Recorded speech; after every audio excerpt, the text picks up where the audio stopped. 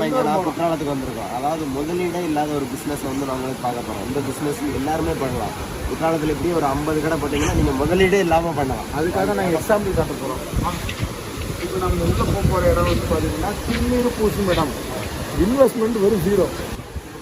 இந்த இடத்துல இந்த கடை போடுறதுக்கு வந்து முக்கியமான ரீசன் ஒன்று இருக்குது. என்ன அப்படின்னா வந்து குற்றாலத்தில் குளித்தோம் அப்படின்னா வந்து சளி பிடிக்கும். ஆனால் வந்து இந்த இடத்துல வந்துட்டு திருநார் பூசணும் அப்படின்னா சளி பிடிக்காது. அது வந்து சயின்டிஃபிக்காகவே இருக்குது. இப்போ பார்த்திங்கன்னா சந்தனம், குங்குமம், வரிசையாக கண்ணாடி எல்லாம் அரேஞ்ச் பண்ணி வச்சுருப்பாங்க.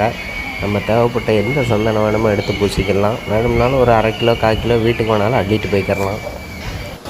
எப்போதுமே இந்த கடையில் வந்து கூட்டமே இருக்காது.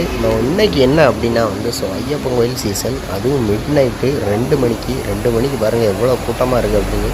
பயங்கரமான கூட்டம். ஃபால்ஸ்லேயுமே அந்த அளவுக்கு பயங்கரமான கூட்டம். ஸோ நாங்களும் அப்படியே என்டர்டெயின்மெண்ட்டோட நம்ம நண்பர்களோட சந்தன குங்குமத்தை வச்சுட்டு ஒரு பட்டையும் அடிச்சுட்டு ஜாலியாக அங்கேருந்து கிளம்பிட்டாங்க. ஸோ நீங்களும் வந்தீங்க அப்படின்னா வந்து ஐயப்பன் கோயில் சீசனில் வந்தவங்களுக்கெல்லாம் தெரியும் இங்கே எதுக்கடா கண்ணாடியாக வரிசையாக வச்சுருக்காங்க அப்படின்னு நினச்சிங்க அப்படின்னா இதுக்காக மட்டும்தான். இந்த மாதிரி நீங்களும் கையில் ஒரு கண்ணாடி, ஒரு இதோட திருநாறு, ஒரு சைக்கிளையும் எடுத்துகிட்டு போனீங்க அப்படின்னா கண்டிப்பாக நீங்கள் 2 ரூபாய்க்கு கொடுங்க.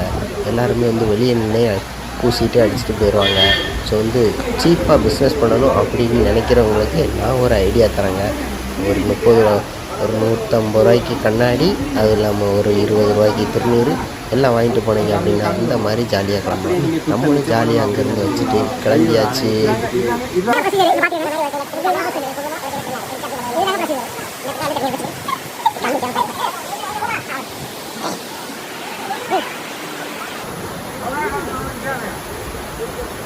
இப்படி வந்து வெளியே வந்து பூசிக்கணும். உள்ளே இருந்து பூசினீங்கன்னா மறுபடியும் 5 ரூபா கேட்பாங்க.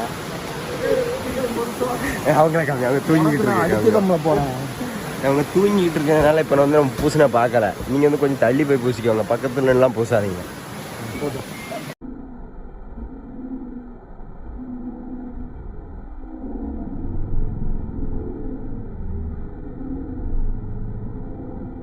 கருப்பா இருக்கிற பசங்களை பொண்ணுங்க காதலிக்க மாட்டாங்கன்னு எவன்டா சொன்னது? நான் கொஞ்சம் கருப்பு தான், நானும் நெருப்பு தான். என்ன நீ கட்டி அணைச்சு காதல்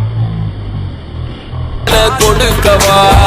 நான் கொஞ்சம் கருப்பு தான். அந்த அறிவிப்பால் அன்ப தருவாள், சின்ன அறிவிப்பும் இன்று சுடுவாள். நீயும்